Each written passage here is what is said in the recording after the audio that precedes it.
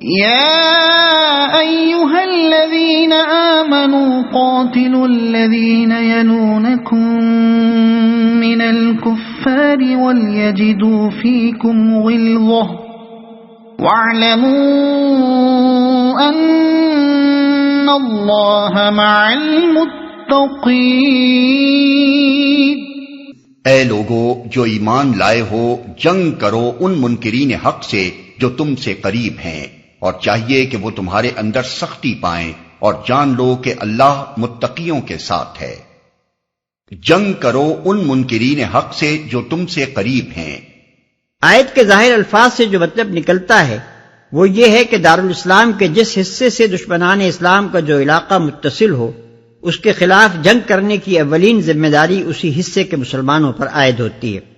لیکن اگر آگے کے سلسلہ کلام کے ساتھ ملا کر اس آیت کو پڑھا جائے تو معلوم ہوتا ہے کہ یہاں کفار سے مراد وہ منافق لوگ ہیں جن کا انکار حق پوری طرح نمایاں ہو چکا تھا، اور جن کے اسلامی سوسائٹی میں خلط ملط رہنے سے سخت نقصانات پہنچ رہے تھے۔ رکوع 10 کی ابتدا میں بھی جہاں سے سلسلہ تقریر کا آغاز ہوا تھا، پہلی بات یہی کہی گئی تھی کہ اب ان آستین کے سانپوں کا استحصال کرنے کے لیے باقاعدہ جہاد شروع کر دیا جائے۔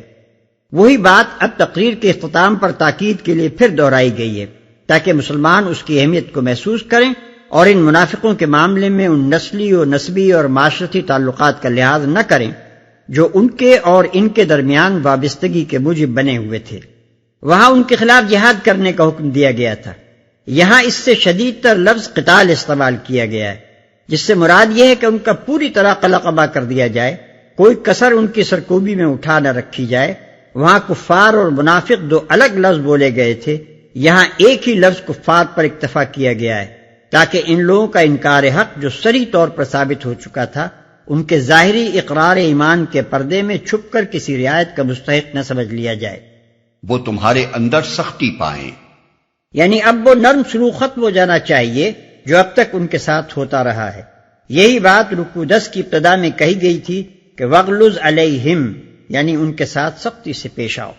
اللہ متقیوں کے ساتھ ہے۔ اس تنبیہ کے دو مطلب ہیں اور دونوں یکساں طور پر مراد بھی ہیں۔ ایک یہ کہ ان منکرین حق کے معاملے میں اگر تم نے اپنے شخصی اور خاندانی اور معاشی تعلقات کا لحاظ کیا تو یہ حرکت تقویٰ کے خلاف ہوگی،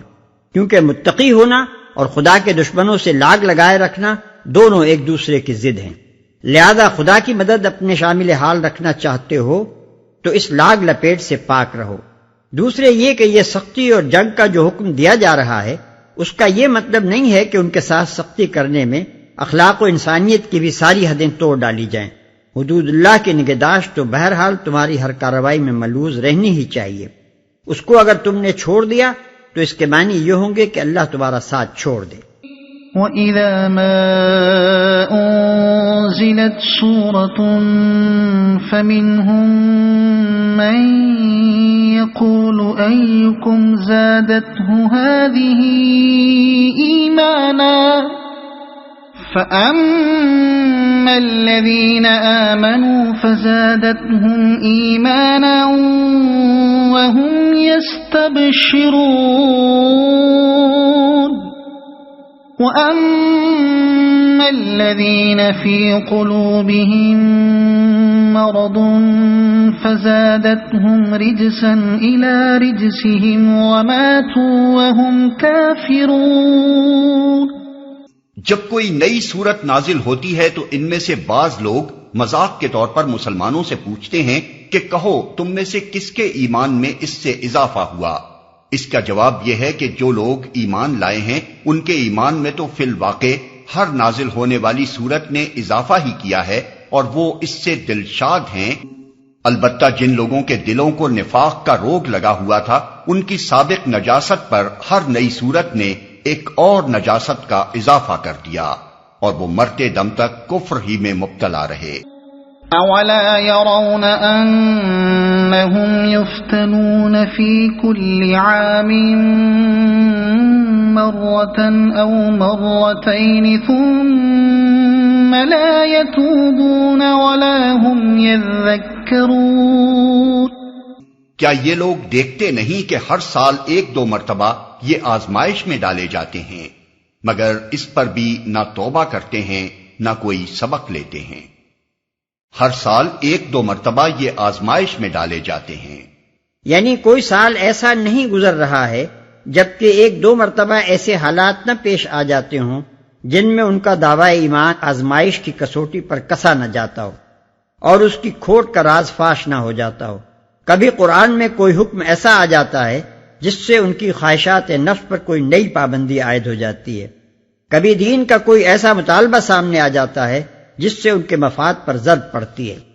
کبھی کوئی اندرونی قضیہ ایسا رونما ہو جاتا ہے جس میں یہ امتحان مضمر ہوتا ہے کہ ان کو اپنے دنیاوی تعلقات اور اپنے شخصی و خاندانی اور قبائلی دلچسپیوں کی بنسبت خدا اور اس کا رسول اور اس کا دین کس قدر عزیز ہے۔ کبھی کوئی جنگ ایسی پیش آ جاتی ہے جس میں یہ آزمائش ہوتی ہے کہ یہ جس دین پر ایمان لانے کا دعویٰ کر رہے ہیں اس کی خاطر جان، مال، وقت اور محنت کا کتنا ایثار کرنے کے لیے تیار ہیں۔ ایسے تمام مواقع پر صرف یہی نہیں کہ منافقت کی وہ گندگی جو ان کے جھوٹے اقرار کے نیچے چھپی ہوئی ہے کھل کر منظر عام پر آ جاتی ہے، بلکہ ہر مرتبہ جب یہ ایمان کے تقاضوں سے منہ موڑ کر بھاگتے ہیں تو ان کے اندر کی گندگی پہلے سے کچھ زیادہ بڑھ جاتی ہے۔ وَإِذَا مَا أُنزِلَتْ سُورَةٌ نَظَرَ بَعْضُهُمْ إِلَى بَعْضٍ هَلْ يَرَاكُمْ مِنْ أَحَدٍ ثُمَّ انصَرَفُوا صَرَفَ اللَّهُ قُلُوبَهُمْ بِأَنَّهُمْ قَوْمٌ لَا يَفْقَهُونَ۔ جب کوئی سورت نازل ہوتی ہے تو یہ لوگ آنکھوں ہی آنکھوں میں ایک دوسرے سے باتیں کرتے ہیں کہ کہیں تم کو کوئی دیکھ تو نہیں رہا ہے، پھر چپکے سے نکل بھاگتے ہیں۔ اللہ نے ان کے دل پھیر دیے ہیں کیونکہ یہ ناسمجھ لوگ ہیں، پھر چپکے سے نکل بھاگتے ہیں۔ قاعدہ یہ تھا کہ جب کوئی صورت نازل ہوتی تھی تو نبی صلی اللہ علیہ وسلم مسلمانوں کے اجتماع کا اعلان کراتے اور پھر مجمع عام میں اس سورہ کو خطبے کے طور پر سناتے تھے۔ اس محفل میں اہل ایمان کا حال تو یہ ہوتا تھا کہ ہمتن گوش ہو کر اس خطبے کو سنتے اور اس میں مستغرق ہو جاتے تھے، لیکن منافقین کا رنگ ڈنگ کچھ اور تھا۔ وہ آ تو اس لیے جاتے تھے کہ حاضری کا حکم تھا اور اجتماع میں شریک نہ ہونے کے معنی اپنی منافقت کا راز خود فاش کر دینے کے تھے، مگر اس خطبے سے ان کو کوئی دلچسپی نہ ہوتی تھی۔ نہایت بددلی کے ساتھ اکتائے ہوئے بیٹھے رہتے تھے اور اپنے آپ کو حاضرین میں شمار کرا لینے کے بعد انہیں بس یہ فکر لگی رہتی تھی کہ کسی طرح جلدی سے جلدی یہاں سے بھاگ نکلیں۔ ان کی اسی حالت کی تصویر یہاں کھینچی گئی ہے، کیونکہ یہ ناسمجھ لوگ ہیں، یعنی یہ بیوقوف خود اپنے مفاد کو نہیں سمجھتے، اپنی فلاح سے غافل اور اپنی بہتری سے بے فکر ہیں۔ ان کو احساس نہیں ہے کہ کتنی بڑی نعمت ہے جو اس قرآن اور اس پیغمبر کے ذریعے سے ان کو دی جا رہی ہے۔ اپنی چھوٹی سی دنیا اور اس کی نہایت گھٹیا قسم کی دلچسپیوں میں یہ کنویں کے مینڈک ایسے غرق ہیں کہ اس عظیم الشان علم اور زبردست رہنمائی کی قدر و قیمت ان کی سمجھ میں نہیں آتی، جس کی بدولت یہ ریگستان عرب کے اس تنگ و تاریک گوشے سے اٹھ کر تمام عالم انسانی کے امام و پیشوا بن سکتے ہیں، اور اس فانی دنیا ہی میں نہیں بلکہ بعد کی لازوال ابدی زندگی میں بھی ہمیشہ ہمیشہ کے لیے سرفراز ہو سکتے ہیں۔ اس نادانی و حماقت کا فطری نتیجہ یہ ہے کہ اللہ نے انہیں استفادے کی توفیق سے محروم کر دیا ہے۔ جب فلاح و کامرانی اور قوت و عظمت کا یہ خزانہ مفت لٹ رہا ہوتا ہے اور خوش نصیب لوگ اسے دونوں ہاتھوں سے لوٹ رہے ہوتے ہیں، اس وقت ان بد نصیبوں کے دل کسی اور طرف متوجہ ہوتے ہیں اور انہیں خبر تک نہیں ہوتی کہ کس دولت سے محروم رہ گئے۔ لَقَدْ جَاءَكُمْ رَسُولٌ مِّنْ أَنفُسِكُمْ عَزِيزٌ عَلَيْهِ مَا عَنِتُّمْ حَرِيصٌ عَلَيْكُمْ بِالْمُؤْمِنِينَ رَءُوفٌ رَحِيمٌ فَإِن تَوَلَّوْا فَقُلْ حَسْبِيَ اللَّهُ لَا إِلَٰهَ إِلَّا هُوَ عَلَيْهِ تَوَكَّلْتُ وَهُوَ رَبُّ الْعَرْشِ الْعَظِيمِ۔